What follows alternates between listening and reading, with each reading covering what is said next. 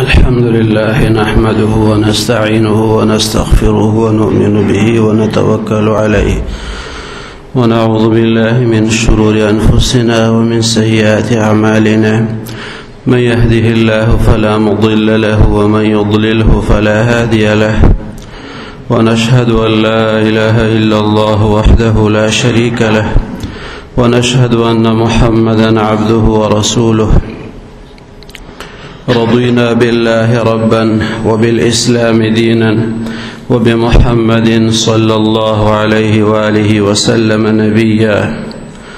أما بعد فأعوذ بالله من الشيطان الرجيم بسم الله الرحمن الرحيم قال رب اشرح لي صدري ويسر لي أمري واحلل عقدة من لساني يفقه قولي صدق الله العظيم وصدق رسوله النبي الكريم إن الله وملائكته يصلون على النبي يا أيها الذين آمنوا صلوا عليه وسلموا تسليما اللهم صل على سيدنا ومولانا محمد وعلى آل سيدنا ومولانا محمد وبارك وسلم وصل عليه اللهم صل على محمد وعلى آل محمد كما صليت على إبراهيم وعلى آل إبراهيم إنك حميد مجيد اللهم بارك على محمد وعلى آل محمد كما باركت على إبراهيم وعلى آل إبراهيم إنك حميد مجيد اللهم صل على سيدنا محمد وآله وعترته بعدد كل معلوم لك عزت مند حاضرین او اوریدونکو دا الله جل شانه دا مبارک کلام صحیح سما تلاوت کا مخک جمعو کې د انبیاء کرامو د دعایا کلمات متعلق سو خبرې شوی وي نننې موضوع چې دا غد دعا د حضرت موسی علیه السلام دعای حضرت موسی علیه السلام دا آیاتنا الله جل شانه سورة طه کی دا حضرت موسی علیہ السلام دا دعا متعلق ذکر کردی دی دا غد دعایا کلمات تی چکل اللہ پاک موسی علیہ السلام تا معجزی ورکے دا عصا معجزہ او دا ید بیضاء معجزہ دا دوړه معجزې غټه معجزې وي د دین علاوه وړې وړې معجزې یعنی معجزه خو په خپل ځای لویه معجزه خو سبیا په لوی کې حسابېږي سبیا په وړو کې حسابېږي نو د دې دوه علاوه معجزې الله تعالی موسی علیه السلام ته ورکړې دي خو مشهور او غټه معجزې چې الله جل شانه فرمای لنوریک من آیاتنا الکبرى نو داغي کبرا آیاتونو نمخ کې دا دو معجزې الله بیان کړې دي د عصا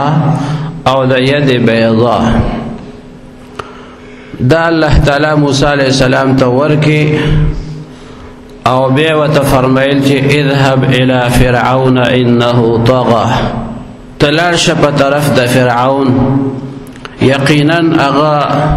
سرکشه شوی دی اغا د سرکشه بالکل انتها ته رسیدلی دی نو حضرت موسی علیہ السلام ته د الله دا حکم ملاو شو چې ته په طرف د فرعون لاړ شه نو موسی علیہ السلام د الله تعالی نه سوال کوي قال موسی علیہ السلام اوه رب اشرح لي صدري دوسغ دعائية كلمات د حضرت موسى عليه السلام موسى عليه السلام د خپل ربنا سوال کوي رب اشرح لي صدري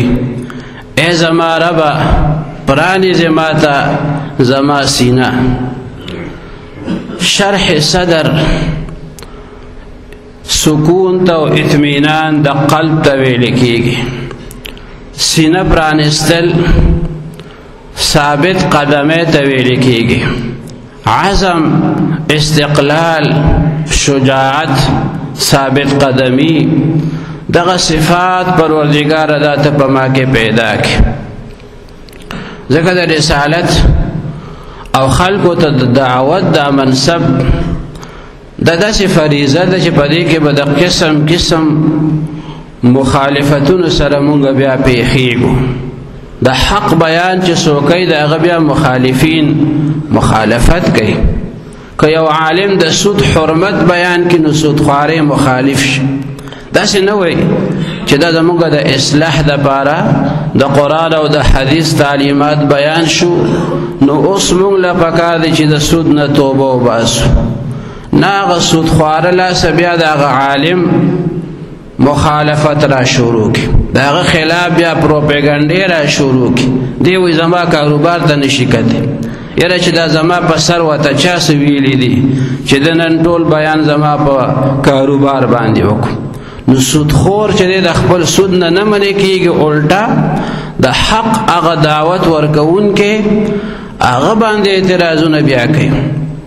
نو د حق دا بیان داسې معمولي کار نه دی. ټول خلک منلو والا نی، دی کې څه خلک مني او څه نه مني. چې څه ومني هغه خو خوش قسمته دي، لیکن بد قسمته خلک په دنیا کې تیر شویم دي او اوس هم شته چې هغوی د حق په دعوت باندې لبیک نه وایي، هغوی د حق مخالفت کوي او د حق د بیان کولو والا د هغه خلاف چې دی نو بیا لګیا شي او پروپیګنډې بیا کوي.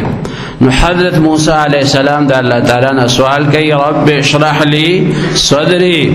ای زما پروردگار زما سینه ما دپاره پرانیزي چې زما په دې سینه کې او په دې اړه کې دومره لوی استقامت پیدا شي چې د هر قسم حالاتو بیا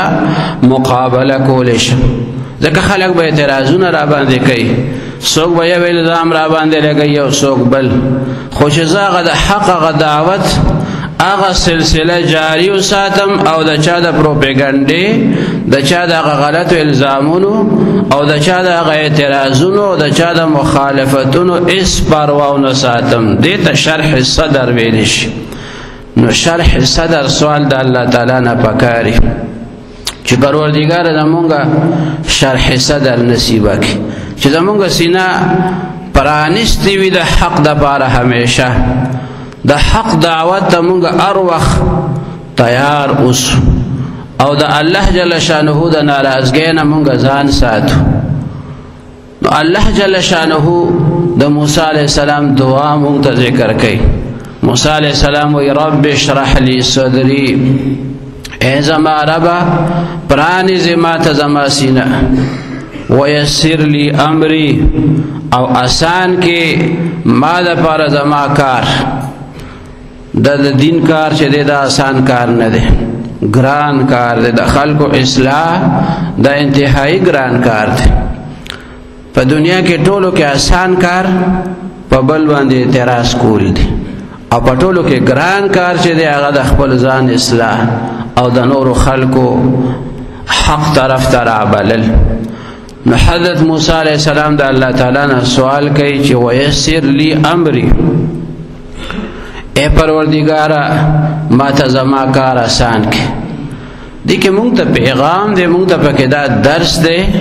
چې مونږ د الله نه د شرح صدر سوال کوو چې پروردگار زمونږ سینه پرانیزې، چې مونږ همیشه د حق ملګري یو او د باطل مقابله کوو. د فرعونی قوتونو مونږ مقابله وکړو، ځکه د فرعون د مقابلې دپاره چې موسی علیہ السلام ته ذمواري حواله شوه نو هغه د الله نه سوال وکړو رب اشرح لی صدري. اوس چې کوم مسلمان دا غواړي چې زه به د باطلو قوتونو مقابله کوم که خیري، فرعونی قوتونه باطل پرست خلک د هغې خلاف به زه آواز پورته کوم، هغه تم پکار دی چې د خپل رب نه دی په دغه الفاظو باندې مدد وغواړي، په کومو کلماتو باندې چې حضرت موسی علیہ السلام د الله تعالی نه سوال کولو رب اشرح لی صدری، ای زما ربه پرانیزې ماته زما سینه، ویسر لی امری او آسان کې ماته زما کار. د پیغمبرانو دعایه کلمات په دې کې زبردست اثري، ځکه هغوی ته د الله جل شانه صفات په ښه طریقه باندې معلومي. هغه د الله نه چې سوال کوي ډېر په اعلی طریقه باندې کوي، ځکه د هغه تربیت الله تعالی په خپل کړی. پیغمبر علیہ السلام مبارک فرمای ادبنی ربی فاحسن تعذیبی، زما پروردگار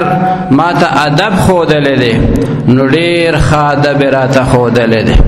الله تعالی چې د چا تربیت وکي هغه به څومره په اعلی طریقه باندې تربیت یافتی. نو د انبیاء کرامو دعاګانې د پیغمبر علیہ السلام مبارک دعاګانې په دې کې موږ ته پیغام دا دی چې همدغه دعاګانو سره موږ د خپل رب نه سوال کوو، نو دا به ډېره مناسبه خبره. نو حضرت موسی علیہ السلام فرمای رب اشرح لی صدری ویسر لی امری، او آسان کې ما د پاره زما کار. دې کې دا پیغام موږ ته ملاو شو چې کارونه آسانولو والا چې دی هغه الله تعالی دی. که الله باندې د چا یقین نی، الله جل شانه ته د چا توجه نی، او دی وی دا آسان غونته کار دی، دا خو د 2 منټو کار دی، او چې ګوري نو پاغه باندې څومره وخت ولګي، یا بالکل هغه کار اډون شي. دا د خپل ځان باور کړی وي یا په بل کس باور کړی وي،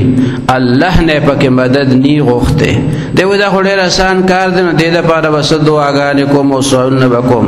دا خو څوک وایي دا زما د قسمت کار دی، نو چې بیا ګوري نو سم پکې راون خلی او بیا ته وته نشي. نو مسلمان ته پیغام دا دی چې کار الله جل شانه نه داغي اسانی غواړه، نو الا باغه په اسانه باندې کیږي، او چې خدای نه کی نو څوک به وکي. بیا آسان کار وای چې خدای ته منظور نی، دا الله پاک مدد در سره نی، هغه آسان کار ته نشي کوله. ګران کار وای خو چې دا الله جل شانه مدد در سره شي نو مشکل بیا مشکل پاتې نشي، هغه آسان شي. بیا الله تعالی آسانی پیدا کول والا دی. مونږ ته پکې پیغام دا دی چې د الله نه همیشه سوال کوئ، که آسان کارم د تخکاری خدا یقین ساته، که خدای له منظور نی نو آسان کارم مونږ نشو کولی. او چې الله تعالی ته منظور او د الله تعالی مدد مونږ سره شامل حالي، نو ګران کار به مونږ خیری بیا آسانی. نو موسی علیہ السلام د الله پاک نه سوال کوي چې ویسر لی امری، او آسان کې ما د پاره زما کار. واحلل عقدة من لساني، دا بل دعا کوي. دا ډېرې دعاګانې دي. رب اشرح لي صدري ځان له دعا ده، ويسر لي امري دا بل دعا ده،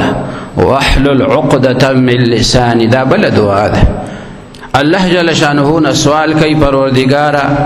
واحلل عقدة من لساني، او پرانیزي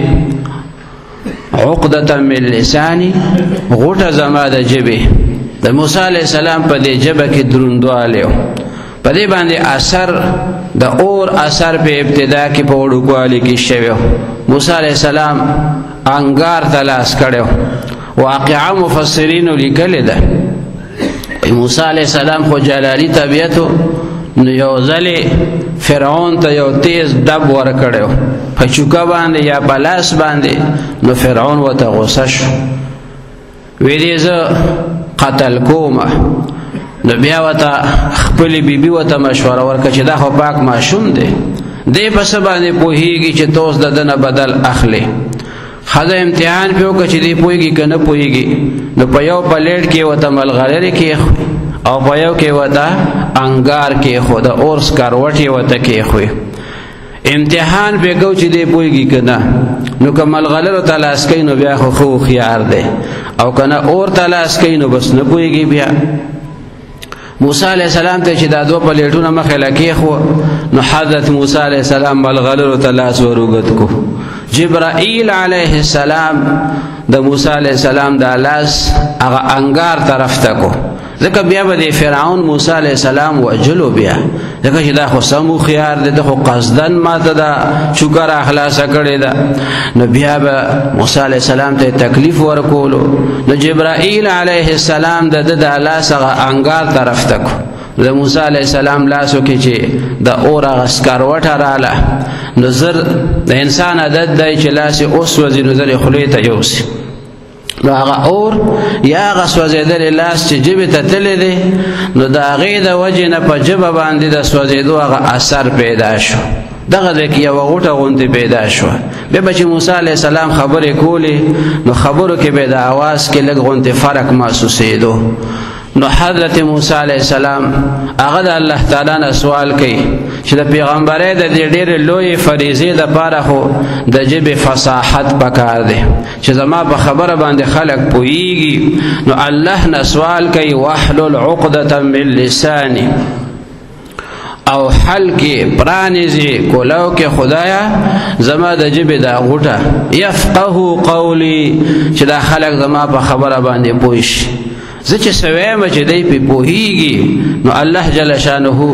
د موسی علیه السلام دا دعاګانې قبولې کړي دي واجعل لي وزیرا من اهلي هارون علیه السلام متعلق هم سوال کوي چې خدایا زما دپاره زما د خاندان نه یو ملاتړ پیدا کړي چې زما سخت ملګری زما ملاتړي ما سره ملګرتیا کوي واجعل لي وزیرا من اهلي او وګرځوه وزیر مرګره زما بوش پورته کوونکې ما سره من اهلی زما د خاندان ځکه په نورو خلکو باندې ډېر اعتماد بنده نشي کولی او چې خپل سړی وي نو هغه خپلي نو وجعل لي وزیرا من اهلی بیا وی هارون علیه السلام اخي چې هغه زما ورور دی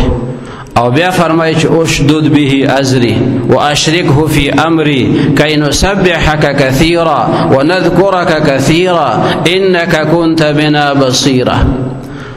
حضرت هارون علیه السلام زما د ورور دی ما سره د اهم کار کې خدای ملګری کې چې دا زما ملاتړي په ده سره خدای زما ملا مضبوطه کې یو کس یو چې دوه شي نو بیا کار اسان شي بیا مرګتیا مضبوطه شي نو د سره زما د املا خدایا مضبوطه کې کای نسبحک کثیرا ضرور مرګتیا غواړم د دې لپاره چې مونږ بیا ستا پاکي بیانو ډېره پاکي دې بیانو چې ستا تسبیحات وایو او ونذکرک کثیرا چې خدای مونږ ستا ډېر ذکر بیا کوو یو کس څومره ذکر کوي نو دوه بیا ډېر ذکر کوي که بیا نور سیوا شي نو بیا نور هم زیات شي نو دې ملګرو کې به دا فایدې چې ستا ذکر به مونږ ډېر کوو د دین کار به په اعلی طریقه باندې کېږي انک کنت بنا بصیرا خدای ته په مونږ باندې نظر لري زمونږ هر څه خدای ته ویني قال قد اوتیت سؤلک یا موسی الله تعالی تو فرمایل اے موسی تا چې څه غوښتې دا ټول تا ته درکړي شو دعاګانې دې ټولې قبولې شو چې څه دې وغوښته د هر څه مې درته درک ولقد مننا علیک مرة اخرى بیا نور انعامات الله تعالی چې کوم کړي د هغې ورته بیان کوي چې څه دې غوښتې و هغه مې هم درته درکه او سب داسې نعمتونه هم درکړي دي داسې احسانات مې هم در باندې کړي دي چې د هغې سوال تا مانه نه دی کړی او د خپل طرف نه مې هغه درکړي دي هغه احسانات ورته وروستو آیاتونو کې بیا بیان کړي دي نو د حضرت موسی علیه السلام دا دعایه کلمات په دې کې موږ ته پیغام دا دی چې موږ د همیشه خپل ځان د الله جل شانه محتاج ګڼو د الله تعالی نه دی د خپل سینې د فراخۍ سوال کوو پیغمبر علیه الصلاة والسلام مبارک ته الله تعالی خپل طرف نه فرمایلی دي الم نشرح لك صدرك آیا مونږ ستا سینه نه ده پرانیستې یعنی یقینا مونږ ستا سینه پرانیستې ده ډېره اهمه فریضه د نبوت ډېر لوی کار دی ډېر لوی منصب دی الله تعالی پیغمبر علیه السلام مبارک ته د هغه سینه مبارکه پرانیستې ده د هغې ذکر هلته په صورت از شرح چې دی نو په هغې کې راغلی دی دې د موسی علیه السلام دعا ده چې خدای زما سینه پرانیز چې زه د هر قسم حالاتو مقابله کولی شم بعضې خلک لږ غونتې تکلیف راشي لږ غونتې پریشانی پیښه شي بد دی وایي زما غونتې بد نصیبه په دنیا کې نشته څوک وایي قسمت مې بند دی څوک وایي چا راته بند کړی دی د چا یو شانتې عقیده او د چا بل شانتې عقیده دا الله نه سوال کوا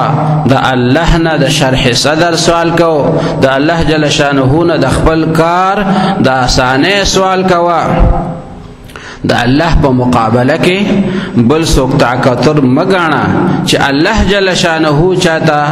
سبن نکینو بل بسو کی چې هغه وتا ته سبندې زولګي ما يفتح الله للناس من رحمه فلا ممسك لها وما يمسك فلا مرسل له من بعده الله تعالی چې د خپل رحمت دروازې چاته پرانیزي نو څوک بندول نشي او چې چاته بندي کې نو څوک کولاول نشي نو پکاره چې موږ د الله جل شانه نه همیشه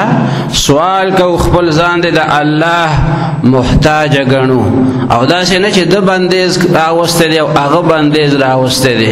او چا سګړي دی او چا بند کړي ما نه د الله نه سوال کو د الله تعالی نه زیات طاقتور هیڅ کم نشته الله پټول باندې زور اور دی الله غالب دی د الله تعالی په اراده کې هیڅ کم رکاوټ نشي اچولې چې الله پاک ته او ما ته سره کوي